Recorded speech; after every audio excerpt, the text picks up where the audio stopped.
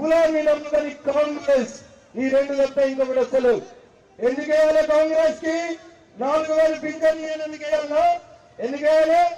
ఇచ్చిరా 4000 పెద్ద కొడుకు 2000 ఇస్తే చాలలేవు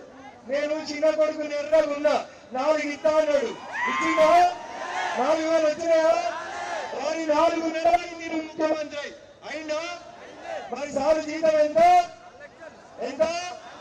4 లక్షలు ఆయన తీసుకుంటానికి జీతం ఉంటుంది కానీ గరీబ్ వాళ్ళకి 4000 పింఛన్ ఇవ్వలే కాంగ్రెస్ ఇచ్చిందా ఈయన పోయి కేరళలో చెప్తున్నాడు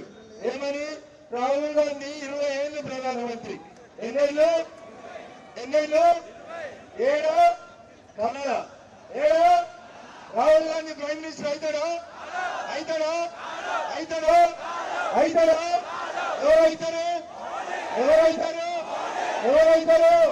ఎవరైతారు రఘునందన్ని గెలిపిస్తే మెదక్ ప్రజలకి నరేంద్ర మోడీకి మధ్యలో వారధిగా ఉంటే మీ సేవకులుగా పనిచేస్తుంది తప్ప రియల్ ఎస్టేట్ బ్రోకర్ని కాదు రియల్ గా ప్రజల కోసం కొట్లాడేటోంది ఈ గడ్డ మీద పుట్టినది ఈ గడ్డ కోసం చివరి శ్వాసగా కొట్లాడుతోంది అందుకని ఒక్కసారి ఒక్క అవకాశం నరేంద్రుడి నాయకత్వంలో పనిచేసేందుకు నాకు ఇస్తే ఈ గడ్డ రూపురేఖల్ని బరాబరి మారుస్తావా మెదక్ ఎంపీ మనం లేం రైలు ఇచ్చినవా ఇవ్వలేదా ఇదే కిషన్ రెడ్డి గారు వచ్చి రైలు ఓపెన్ చేసిరా చేయలేదా రైల్వే స్టేషన్ కిషన్ రెడ్డి గారు ఓపెన్ చేసిరా చేయలేదా మరి మెదక్ ఎంపీ మనం లేకుండా సబ్కా సాత్ అని మెదక్ రైలు ఇచ్చినవా ఇవ్వలేదా అందుకని ఒకసారి దయచేసి ఆలోచించాలి తప్పుడు మాటలు నమ్మకండి మాయ మాటలు నమ్మకండి వస్తారు మోసగాళ్ళు బాగా మెదకులో బలం ఉంది అని చెప్తారు ఒకవేళ మెదకులో నిజంగా బలం ఉంటే హరీష్ నువ్వు అడిగినావు కదా దుబ్బాకల జిల్లాని రఘునందన్ మెదకులో వెళ్తావా అని అడుగుతున్నావు కదా నీకు చేతనైతే హరీష్ నీ మామని రమ్మను కామారెడ్డిలో జిల్లని కేసీఆర్ రమ్మను ఎవరిని రమ్మన్నా నేను అడుగుతున్నా ఛత్రపతి శివాజీ మహారాజ్ సాక్షిగా ఏమడుగుతున్నా దుబ్బాకల జిల్లని రఘునందన్ మెదకులో వెళ్తావా చెల్లరా చూద్దాం నీ మామని రమ్మను ఎవరు రమ్మన్నారు నీ మామని రమ్మను తోడబెట్టి ఛత్రపతి శివాజీ మహారాజ్ చేతిలో సత్యం సాక్షిగా చెప్తున్నా నీకు నీ మామకి ఈ గడ్డ మీదకి గోరి కట్టకపోతే నేను రఘురాముని వారసుని రఘునందన్ని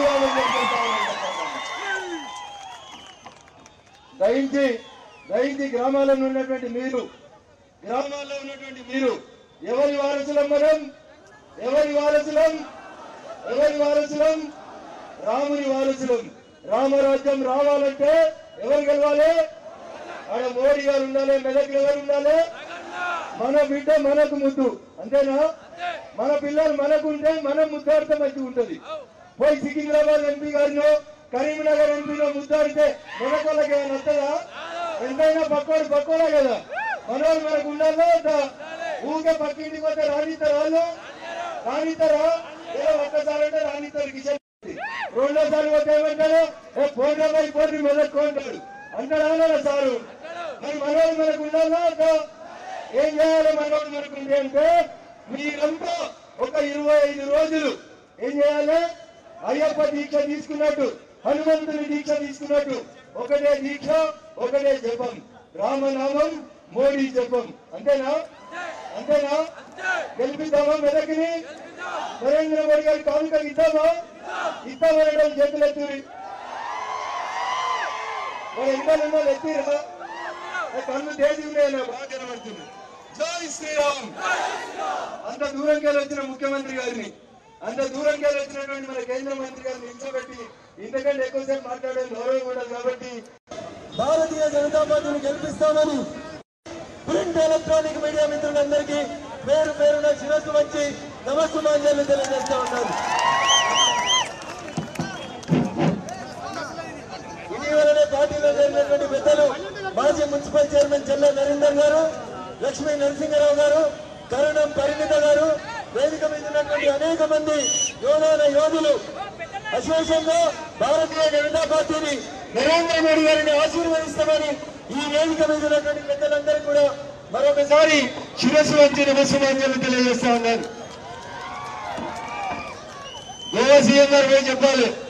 మెదక్ में जो आदमी ठहरा वो सांसद जीत के आता అని చెప్పి నరేంద్ర మోడీ గారికి చెప్పాలి అంటే మనం ఇచ్చే సౌండ్ మనం ఇచ్చే స్లోగన్